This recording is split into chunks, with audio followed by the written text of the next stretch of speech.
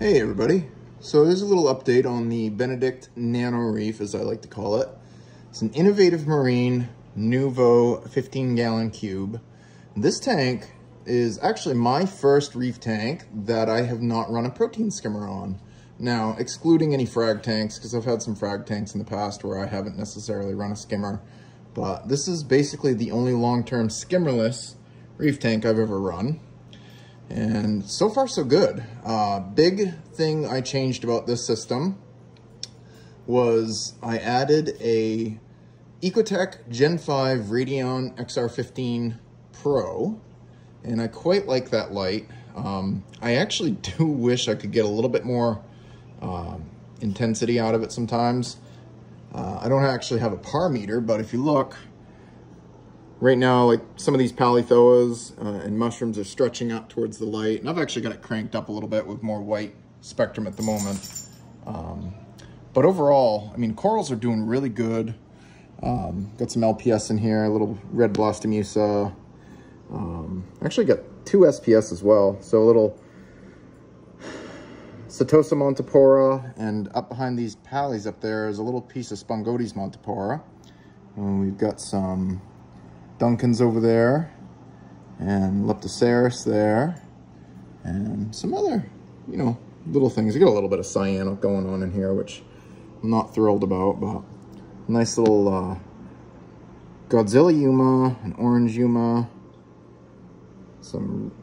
just a good mix of zoanthids. Nice little jawbreaker hanging out there. I love these red discosomas. That pink Nephthya is just looking amazing. But it's just a basic, simple setup. There are some different auto top-off methods. This one in particular is just tied to the RO unit with a float valve. I've been running tanks like this for a long time. It's not the best method, but it does work.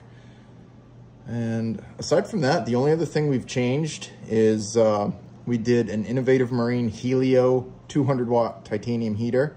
And I gotta say, I really like those heaters. But this is a pretty cool little tank. Nice little sea cucumber there. Got a little blood red fire shrimp. There is a neon dotty back in here as well, which is the only fish. And actually haven't seen him yet today, but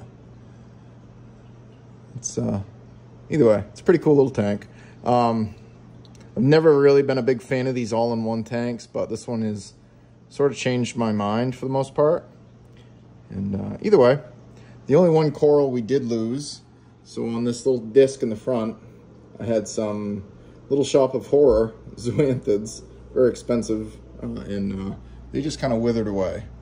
So actually not the only coral. We had a sun-kissed bounce mushroom that sort of withered away as well. But everything since has been doing really, really well. But anyway, I just did a water change on this, and that's been kind of the only maintenance I do every week. I scrape the glass, and I do about a 40 to 50% water change. And it's been enough to keep things growing. The cyano is starting to come back more and more, so I do have to check my phosphates. And I may have to do some deeper cleaning and maybe run some either PhosGuard or even actually dose some ChemiClean, which I'm not a big fan of using that, but sometimes it is necessary. But either way, just still a quick little update. And yeah, if you guys are in the market for a little tank like this, definitely check out the Innovative Marine series. I actually just picked up their, I want to say 20 or 25 gallon Lagoon tank off a friend of mine, which that will probably be my next display tank at my home. And yeah, they're good tanks. They're well built. You know, you can get the screen tops with them. I'm just impressed with them overall. But anyway, hope you guys like this. It's been a little while since I've updated. As you can see, the corals are, you know, looking pretty good overall. I just got to get the cyano under control. And once that's done, I think this tank is going to coast for a little while. Not really going to change anything. I may add some Seraph snails, and that's probably about it. But anyway, I hope you guys are enjoying your tanks, having a great day, and yeah, happy reefing. Bye, guys.